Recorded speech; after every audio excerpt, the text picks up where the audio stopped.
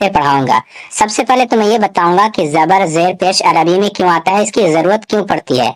इसके बाद मैं आपको बताऊंगा इंग्लिश में जबर जेर पेश की जगह क्या आता है।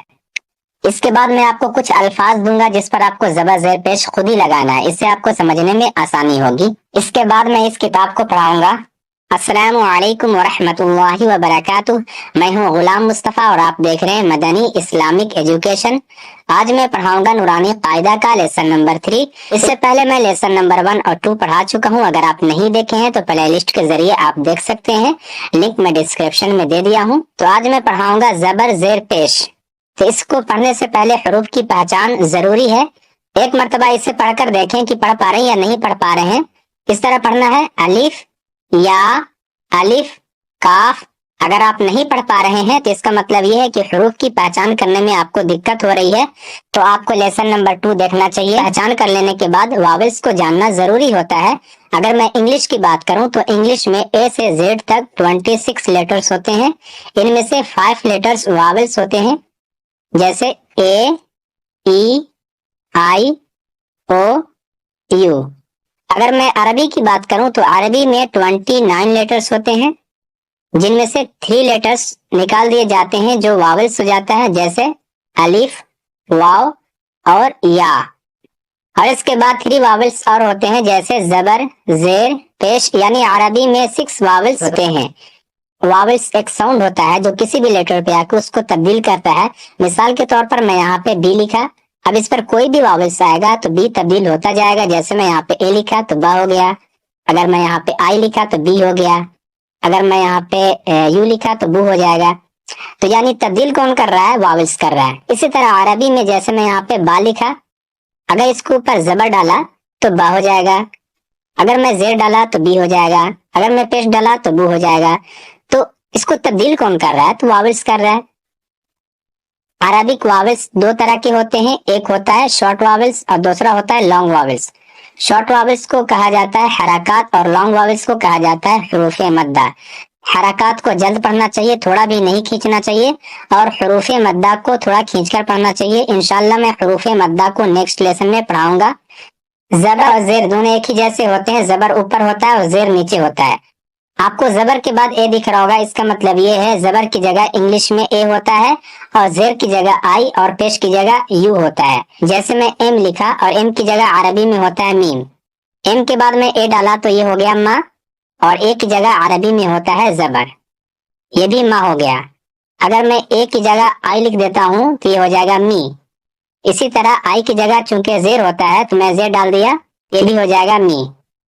अगर मैं आई को हटाकर यहाँ पे यू डालता हूँ तो ये हो जाएगा मुंह, और यू की जगह अरबी में होता है पेश, तो मैं जेर को हटाकर पेश डाल दिया तो भी हो जाएगा मुंह। जबर की साउंड होती है अ, जेर की ई और पेश की उ। अ, ई, उ। इसे खींच कर नहीं पढ़ना है, इसे इस तरह नहीं पढ़ना है आ, ई, उ, ये गलत हो जाएगा। इसमें जितने भी रेड कलर के हैं सारे वावल्स हैं। अगर मैं इस वाले रो की बात करूं तो इसमें आ साउंड है। इंग्लिश में सभी लेटर्स के बाद ए है और अरबी के सभी लेटर्स के ऊपर जबर है। इसको इस तरह पढ़ना चाहिए ब, त, ज। यानी इसे खींचकर नहीं पढ़ना है, इस तरह नहीं पढ़ना है बा, ता, जा, ये गलत हो जाएगा। इसके बाद इस वाले रो में ई साउंड है, यानी इंग्लिश के सभी लेटर्स के बाद आई है और अरबी के सभी लेटर्स के नीचे जेर है। इसको इस तरह पढ़ना चाहिए बी, टी, जी, ही। यानी इसे भी खींचकर नहीं पढ़ना है बी, टी, जी, इस तरह नहीं पढ़ना है। और इस वाले रो में उ साउंड है, यानी इंग्लिश के सभी लेटर्स के बाद यू है और अरबी के सभी लेटर्स के ऊपर पेश है। इसको इस तरह पढ़ना है बू, तू, जू, हो। इसे भी खींचकर नहीं पढ़ना है, इसे भी जल्द पढ़ना है। आइए मैं इसे एक मर्तबा पढ़ा देता हूँ ब, त, ज, ह, द, व, ज, स, श, दी, ती, जी, ही, डी, री, जी, सी, शी, बू, तू, जू, हु, दू, रू, जू, सु, शु। اگر آپ ہجے کر کے پڑھنا چاہتے ہیں یعنی اسپیلنگ کے ساتھ پڑھنا چاہتے ہیں تو اس طرح پڑھ سکتے ہیں با زبر ب. انگلش میں پڑھنا چاہتے ہیں تو اس طرح پڑھیں گے بی اے ب. یعنی اگر آپ ہجے کر کے پڑھنا چاہتے ہیں تو سب سے پہلے لیٹر کو پڑھا جاتا ہے، اس کے بعد واول کو، اور سب سے آخر میں ساؤنڈ کو پڑھا جاتا ہے، جیسے با زیر بی. تو آپ کمنٹ کر کے مجھے ضرور بتائیں کہ ہجے کے ساتھ پڑھنا چاہتے ہیں یا بغیر ہجے کے. اس میں آپ کو حرکات لگانا ہے یعنی زبر زیر پیش لانا ہے. یہاں سے لے کر یہاں تک سبھی کے حروف ایک ہیں، لیکن آپ کو حرکات لگا کر زبر زیر پیش لگا کر اسے بدلنا ہے. آپ اس طرح لگائیں گے جیسے لکھا ہوا یہاں پہ سالما، یعنی سبھی پر آ ساؤنڈ ہے تو اس طرح لگانا ہے سالما. ایک چیز آپ کو یاد رکھنا ہے، انگلش میں لیفٹ سائڈ سے لکھا جاتا ہے اور عربی میں رائٹ سائڈ سے لکھا جاتا ہے. میں ایک بیچ سے مثال دیتا ہوں، جیسے یہاں پہ لکھا ہوا ہے سالومی، سا سا یعنی ایک کی جگہ آئے گا زبر سا لو، یو کی جگہ آئے گا پیش لو می، آئی کی جگہ آئے گا زیر سا لو می. اسی طرح آپ سبھی پر لگا دیں. اور یہاں پہ الگ الگ حروف ہے تو ہو سکتا ہے آپ کو دقت ہو پڑھنے میں. میں ایک مرتبہ پڑھ دیتا ہوں. را سین لام سین دال سین میم لام کاف ہا میم دال ہا شین را. میں اس پر حرف بھی لگا دیتا ہوں، جیسے یہاں پہ لکھا ہوا ہا، اس پر زبر آئے گا، ایک کی جگہ زبر آتا ہے می، آئی کی جگہ زیر آئے گا دا، ایک کی جگہ زبر آئے گا ہا می دا. ایک چیز یاد رکھنا ہے، اسے کھینچ کر نہیں پڑھنا ہے، یعنی آپ کو اس طرح نہیں پڑھنا ہے حامیدہ، ہا نہیں پڑھنا ہے، اسے جلد پڑھنا ہے. جتنا بھی لکھا ہوا ہے سبھی کو جلد پڑھنا ہے. حامیدہ مالکی سادوسو ایسے کر کے لگانا ہے آپ کو. اب میں اس کتاب سے پڑھا رہا ہوں، سبھی حروف پر زبر ہے یعنی آ ساؤنڈ ہے تو اسے پڑھنا ہے ا ب ت سا. جلد پڑھنا ہے، کھینچ کر نہیں پڑھنا ہے کیونکہ حرکات کو جلد پڑھنا چاہیے. الف ہمیشہ خالی ہوتا ہے، جو الف خالی نہیں حمزہ ہوتا ہے. الف کے اوپر زبر ہے اس لیے اسے حمزہ پڑھیں گے. اگر صرف الف ہوتا ہے، نہ اس پر زبر ہوتا ہے، نہ زیر، نہیں پیش اور نہیں جزم، تبھی الف ہوتا ہے. اگر ہجے کر کے پڑھنا چاہیں تو اس طرح پڑھ سکتے ہیں حمزہ زبر ا. میں چونکہ ہجے کر کے نہیں پڑھاؤں گا، بغیر ہجے کے پڑھاؤں گا، آپ کو ساؤنڈ کو دھیان رکھتے ہوئے پڑھنا ہے. ا ب ت س ج ح خ د ذ ر ز س ش ص ض ط ظ ع غ ف ق ك ل م ن و ح ا یا یا. جو ابھی آپ پڑھ چکے ہیں اسی کا مشق کرایا گیا ہے. میں اسے ایک دو ہجے کر کے پڑھوں گا تاکہ آپ کو بات سمجھ میں آ جائے کہ ہجے کیا ہوتا ہے. ہجے میں ہوتا ہے کہ سب سے پہلے حرف کو پڑھا جاتا ہے، اس کے بعد اس حرف پر زبر ہے یا زیر ہے یا پیش ہے وہ پڑھا جاتا ہے. جیسے مثال کے طور پر دال زبر دا، را زبر را، سین زبر سا، دا را سا.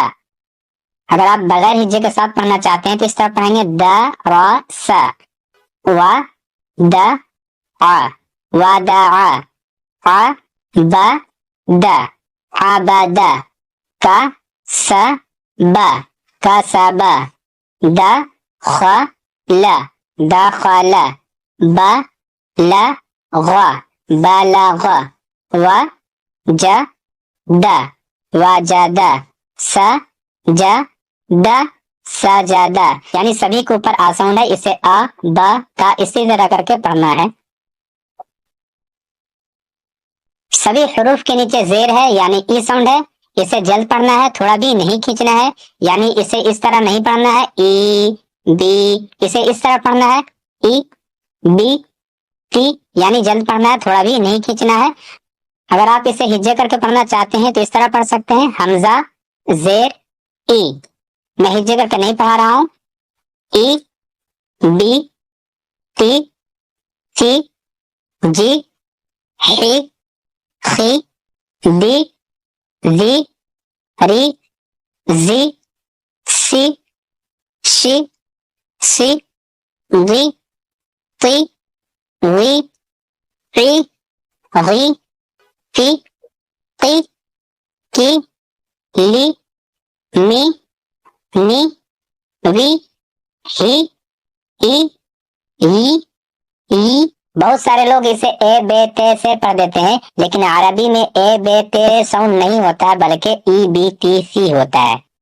جو بھی آپ پڑھ چکے ہیں اسی کا مشق ہے، اس میں زبر زیر دونوں آئے گا۔ اسے بہت سارے لوگ پڑھتے ہیں اے بے لے، تو میں ابھی آپ کو بتایا کہ عربی میں اے بے نہیں ہوتا ہے، اس لیے اسے نہیں پڑھنا ہے، آپ کو اس طرح پڑھنا ہے ای بی لی۔ اس میں زبر اور زیر دونوں ہے، اگر آپ اسے ہجے کر کے پڑھنا چاہتے ہیں تو اس طرح پڑھ سکتے ہیں را زبر را، دال زیر دی، فا زبر فا را دی فا، ح می دا حمیدہ، ش ہی دا شاہیدہ، با خی لا باخیلا، س خی را ساخیرا، را حی ما راحیما، لا حی با لاعبا، ش ری با شاربا، ع می لا عاملا، با ری ق باریقا، خ طی ف خاطفا، جا زی ع جازعا، س قی ما ساقیما، غ شی یا غاشیہ، نا سی یا ناسیہ، یعنی اسے بھی جلد پڑھنا ہے، تھوڑا بھی نہیں کھینچنا ہے۔ اب یہاں پیش آ گیا، پیش کی ساؤنڈ او ہوتی ہے تو اس کو پڑھنا ہے او بو تو، اسے کھینچ کر نہیں پڑھنا ہے۔ اگر آپ اسے ہجے کر کے پڑھنا چاہتے ہیں اس طرح پڑھ سکتے ہیں حمزہ پیش او، او بو تو۔ اسے بہت سارے لوگ او بو پڑھتے ہیں، تو او بو نہیں ہوتا ہے، عربی میں ہوتا ہی نہیں، بلکہ او بو اس طرح پڑھا جاتا ہے، او بو تو سو جو حو خو دو زو رو زو سو شو سو بو تو وہ او غو فو کو کو لو مو نو ہو ہو او یو یو۔ زبر زیر پیش جو بھی آپ پیچھے پڑھ چکے ہیں اسی کا مشق ہے، رو سو لو رسولو، سو دو سو سدو سو، فو قی دا، دال کے اوپر زبر ہونا چاہیے، فوقیدہ، قو تی لا قتلا، نو کی سا نو کی سا، کا رو ما کاروما، رو لی ما رولیما، ہو دی یا ہودیا، سو حو فو سحفو، او سی ع وسع، قو دی غ